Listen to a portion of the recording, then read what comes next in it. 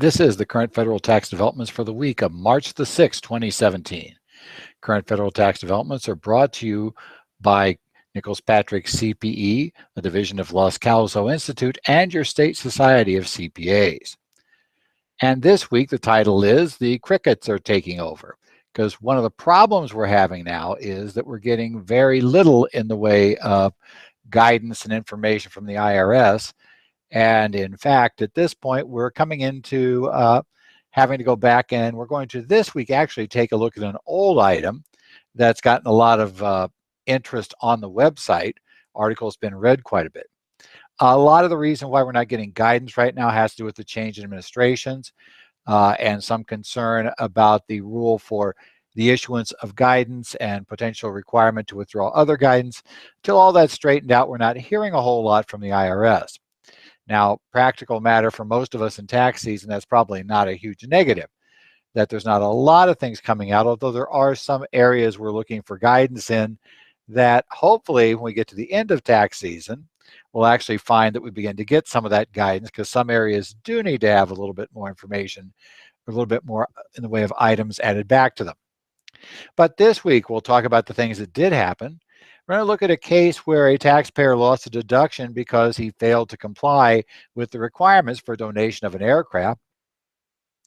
We'll talk about an unusual type of tax court opinion, the bench opinion, and a case in that case that dealt with a medical deduction that was allowed for unconventional treatments, and also allowed, even though the taxpayer in question did not have a diagnosis showing an illness or a condition prior to obtaining the treatment. In fact, she got it a year after the treatments were obtained. We'll talk about an announcement made this week in the filing of the 10K by Morgan Stanley with the SEC, that they are announcing that they had some issues, shall we say, with certain 1099-Bs that had been created from 2011 to 2016, where they had reported incorrect basis. And finally, the looking back item. We're going to take a look at an article that's gotten a lot of interest and has been continuing interest since it was first published. We'll look at the proper life for acquired domain name cost in the view of the IRS, looking back at old chief counsel advice. Again, this week, I want to go ahead and remind you that just so you know, we keep this up, it's always, whenever we have change, we have to be ready for it and remind ourselves, because we're in this mode in tax season that we get into. Please remember that the due dates are coming up yet again. The different due dates are now coming up. So our partnerships and S Corporation filing deadline is rapidly approaching as we get to March 15th, the initial deadline date, where either we need a return filed or we need an extension. Remember, for partnerships, that's the one that moved it up. Now remember, while the S corporations stay on the March 15th date, our C corporations are moving back to April 15th, just to confuse matters slightly for us. So just be sure you're aware of that as we're approaching this period, and that you've got everything straightened out. So we're just warning you ahead of time so you don't lose track of that as we come up in the busy period, because I don't know about you, but of course all of these various documents, clients are finally coming in with 1099s from the brokers, although we still have some that have not been issued, and that's a unique feature, I think, of this tax season compared to past seasons. But we still have gotten a lot more individual work in, and that's why it's going to be easy to accidentally miss something here on the March 15th deadlines, and so we want to make sure that we've got all that covered. Let's go ahead, though, and go to our first case of the week. And our first case this week is going to take a look at the fact that a donor managed to lose a deduction for an aircraft. This is the case of Eisen versus Commissioner. This is a reported tax court decision, 145 TC number 5. It was issued on March the 1st. Now, this actually was a donation that Mr. Eisen tried to claim on an amended return after the IRS had examined his return for the year in question. And what he tried to do was claim a deduction. He claimed to have donated to a museum in Houston, Texas, his interest in an aircraft, one half of an interest. There's little doubt the aircraft was donated to the museum in Houston, and that this gentleman also owned half of the aircraft. But under Internal Revenue Code section 170F12, there are certain special substantiation requirements if you are claiming a donation of used motor vehicles, boats, and airplanes. Now, most of us may recall when this came in, this was a provision that was added. You may remember some of the problems and some of the issues and some of the controversy that arose when organizations were accepting, give us your junker car, and then they would go out and sell it at auction, and there were organizations that were setting this up. So we were trying to have this all taken care of. They were setting this up. There were organizations, junkyards, whatever, that were buying the cars in bulk. They'd prearranged it with the charity. And effectively, then people were claiming, let's say, $5,000 in value for this junker.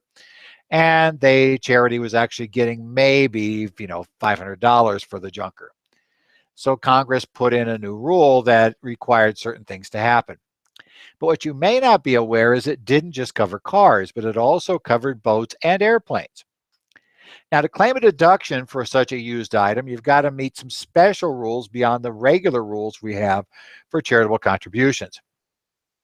If the value exceeds $500, then you need a contemporaneous written acknowledgement of the contribution by the donee organization.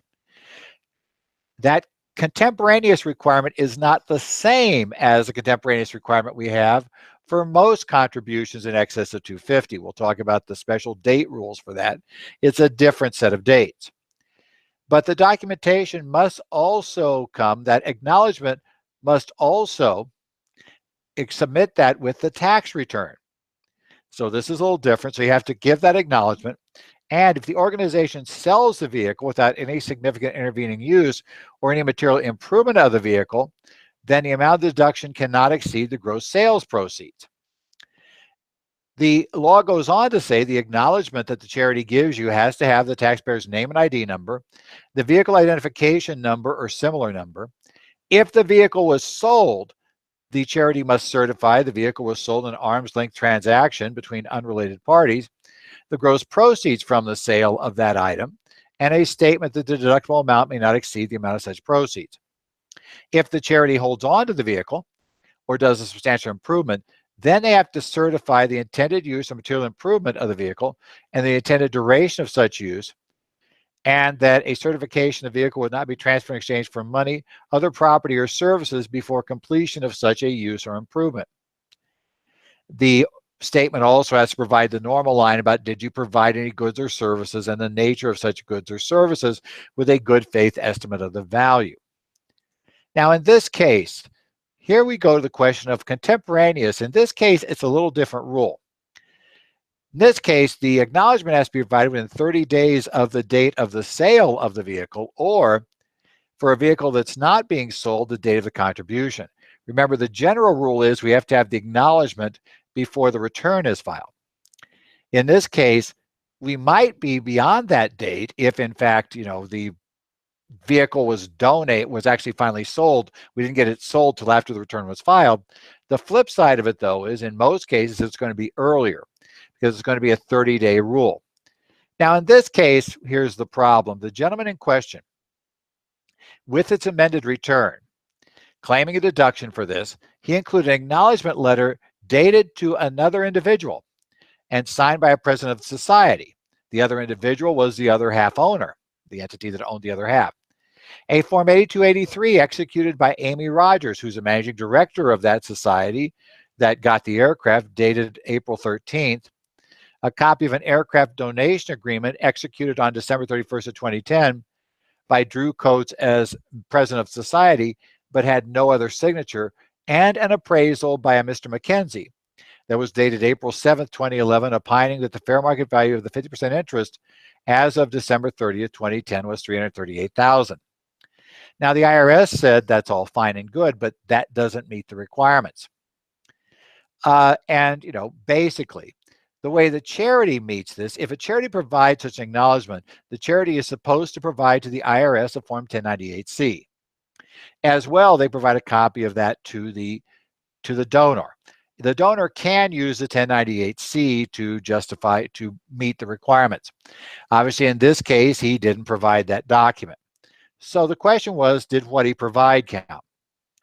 And the problem the court found was they didn't believe that any of this complied. They said there's a couple of issues. Number one, the society apparently didn't ever file a Form 1098-C in connection with the gift.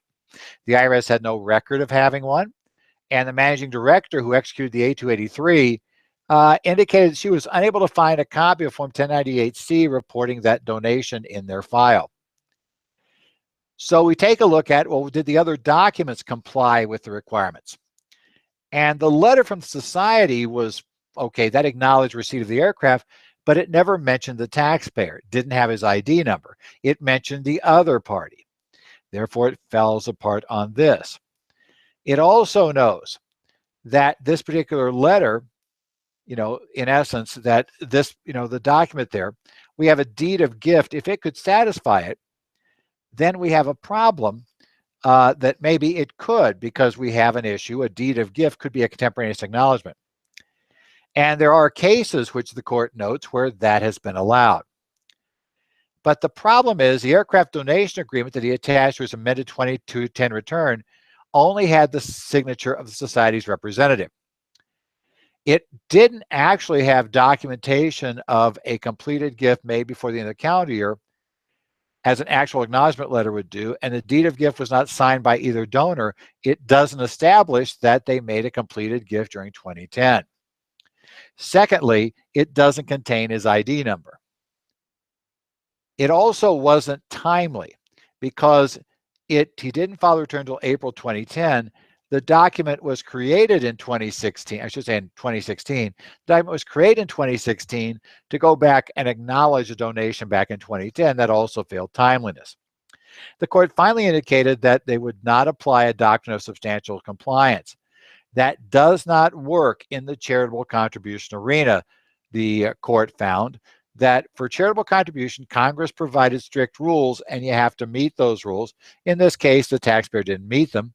And because of that, in this case, the taxpayer lost the deduction. Next, we're going to turn to something we haven't discussed before, that is a bench opinion of the tax court. This is the case of Malev versus Commissioner. This is tax court case number 1282-1616S. So get that right. It was issued on March the 1st of 2017.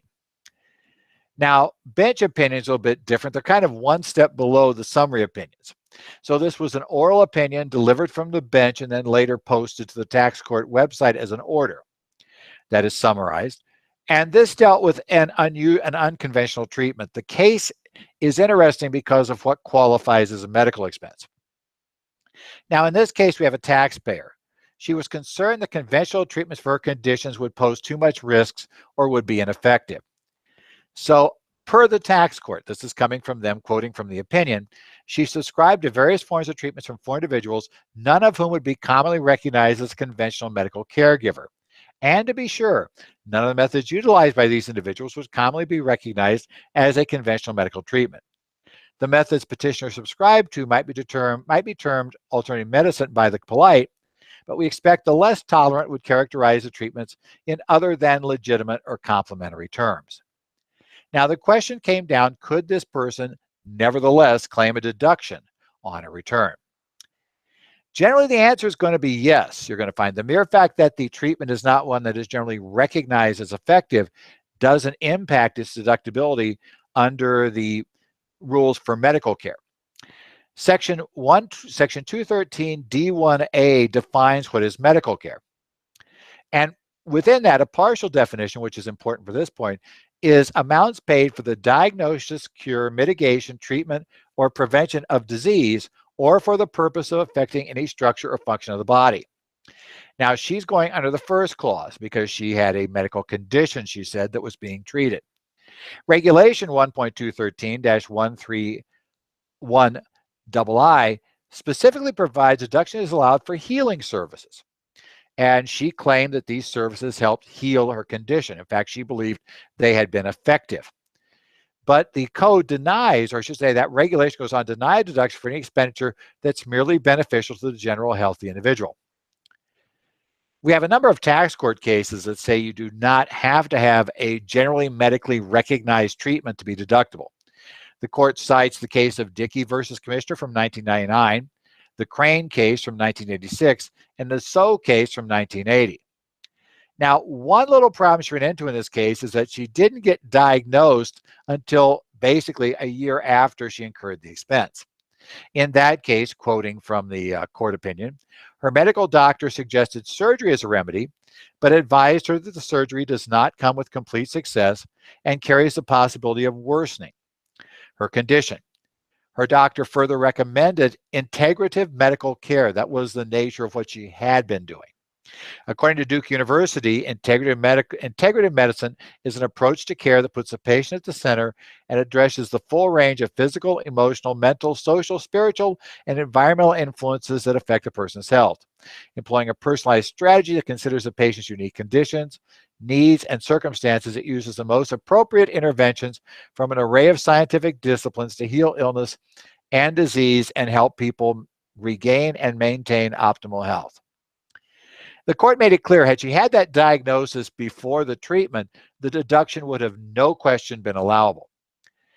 But now the court had to deal with, well, was she really doing general welfare, or was she treating a condition?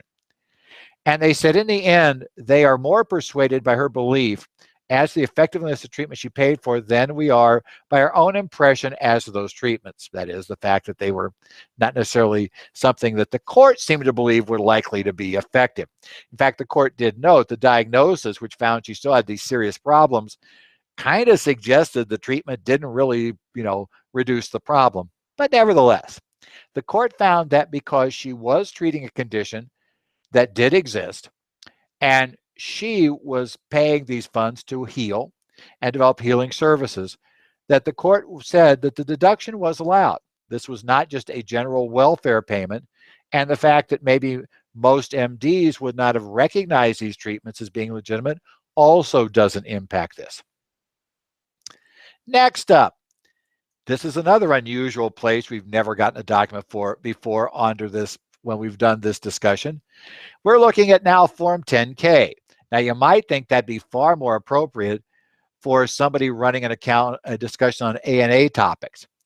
And of course, now that we're with the Discloses group, of course, we do A&A topics, but it's not something I do and not something we do over on this side and not something we're going to discuss over here. But we are going to discuss it today because A&A ran into tax in a rather odd way in this case. In Morgan Stanley's 10K that was filed on February the 27th, they disclosed a little issue. It was found in the other items section of management's discussion and analysis. And their discussion indicated that, quote, the firm has identified operational issues that resulted in the reporting of incorrect cost basis information to the Internal Revenue Service and retail brokerage clients for tax years 2011 through 2016. Basically, they fouled up the basis reporting on the Form 1099-Bs. And this goes all the way back to 2011, which, of course, you do the quick math and you discover, let's see, April 15th, 2012, add 3 years to that, April 15th, 2015. We got a problem here if we've overpaid tax. Well, Morgan Stanley is aware we have a problem here if we've overpaid tax. They did note that these issues do not affect most of their customers, but they do affect, the term they use, a significant number of the accounts. So we have to say, from reading that, we would say less than half, but we're not sure how much less than half have been affected. They go on to note that in this case, in the cases for clients for whom they have determined that there has been underpayments to the IRS, they're in advanced discussion with the IRS to resolve the underpayments caused by these issues at no expense for the clients. In the case for clients for which the firm has determined there have been tax overpayments as a result of these issues, the firm's plans to notify them and offer to pay them an amount equal to their overpayment to the IRS. So what they're trying to do is come up with some way to handle the people that underpaid, preferably that won't disrupt them, penalties, etc. We'll see how that goes with the service. But then they're also saying if you overpaid your tax, Morgan Stanley plans to basically make you whole in some ways. Now, they are allocating $70 million to cover these issues. The good news is that's not a huge sum of money. Well, it's big enough money for most of us, but for an entity like Morgan Stanley, that's not huge. That suggests that we're not looking at significantly huge numbers in this area. it can very well be things like, basis split calculation errors, I suppose, other sort of odd situations. We're just not sure what we have. And in fact, the entire paragraph is in the document that I have online each week with the articles, so you can go read it there and see what it says. But we really don't have a whole lot right now. But if you do have clients who are with Morgan Stanley, just be aware they may be getting letters here over the next few months that will discuss this. Might be useful to be ready on your end to understand, what's going on, and to keep your eye on any further developments here, especially to see what Morgan Stanley and the IRS come to an agreement upon on how to deal with those people who had underpaid the tax. We'll see how that goes because, effectively, hopefully it doesn't mean that they have to do any sort of amendments. We're going to assume in some way, shape, or form that maybe Morgan Stanley and the IRS will come to some agreement that will allow those returns to stand as filed. Next up, as I said, there's not a whole lot going on right now. The crickets are taking over. So we're going to go back, and on the website, we take a look at and we know about how many people are reading articles over time. And one article's had a lot of interest, and it's continued ever since it was first posted. So I want to go back and rediscuss Chief Counsel Advice 2015-43014. This was issued on November the 2nd of 2015. This ruling takes a look at what happens when somebody acquires a domain name. So your client goes out and buys, let's say, dogfood.com. Or they go out and maybe they buy a company, so they get their domain name as part of that. The question becomes, we paid $50,000 to get this domain name. What term do we write it off over? Now, many of us have domains, like I do, currentfederaltaxdevelopments.com, and we know that we renew those every year. Do we get to write it off? Because if I don't pay up after a year, it goes away. The service quickly decided that's not the answer. Because the big right I get, yes, I get a hosted domain for 1 year, but the right I get by owning that domain is I have the exclusive right to renew that and keep that name next year. So nobody else can get currentfederaltaxdevelopments.com unless I don't pay up next year. So I have the ultimate right, and that value is real value. So they analyze it 3 different ways. And they say, well, maybe you're buying a generic domain name. That's, like I said, dogfood.com. Well, the court, they decide in that case, we take a look at that and we decide. What they decide was, or maybe you're buying the name of the company. Maybe you buy Microsoft, so you're Microsoft.com. What the IRS decides is, regardless of how you do it, if you acquire the domain name as part of the acquisition of a business, Section 197 would amortize that over 15 years. But the IRS also notes that even if it's not under 197, that in essence, or even if it's a trademark, like Microsoft.com, we just bought that name, that under Reg 1.197-2B6 essentially gets done over 15 years. But finally, even if we have a generic domain name that we bought not as part of a business, then generally that still ends up defaulting to a 15-year life.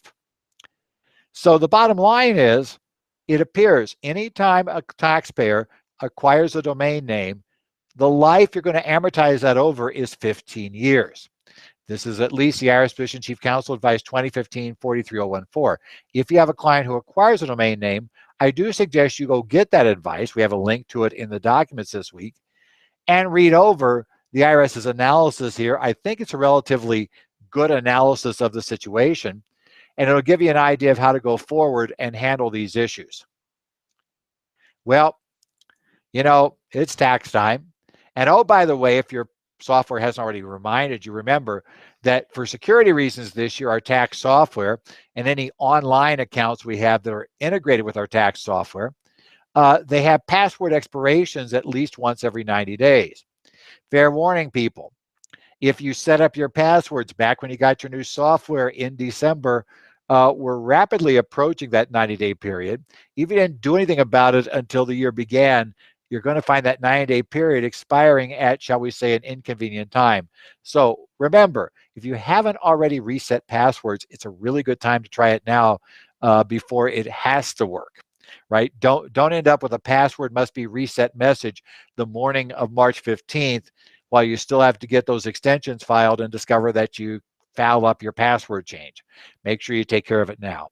Also, remember your state society of CPAs. They're the ones that help sponsor and bring you this broadcast. Take a look online. I know this is the time of year you're not going to be looking for a whole lot of CPE probably, if you're listening to tax. But you should be aware that state societies, as part of your membership, offer you a lot of member benefits, which include discounts and other options. Make sure you take a look there, because sometimes you may find things there, some services that you are using a lot of right now. You might take a look there. You may find that you qualify for special rates or discounts due to being a member of the state society. And conversely, if you're not a member of your state society, you might want to go take a look there and see what you're missing. This has been the current federal tax developments for the week of March 6, 2017. Be sure to catch our updates during the week at the website currentfederaltaxdevelopments.com. You can also download a PDF with all of today's articles on that website, so you can read along, look for more information on what we discussed this week. If you have any questions or comments, send them to me at edzollers@currentfederaltaxdevelopments.com. You can also follow me on Twitter. My address there is @edzollers. And so, as we go forward further into tax season, I look forward to talking to you next week as we just talk about the developments that take place in the area of federal taxes.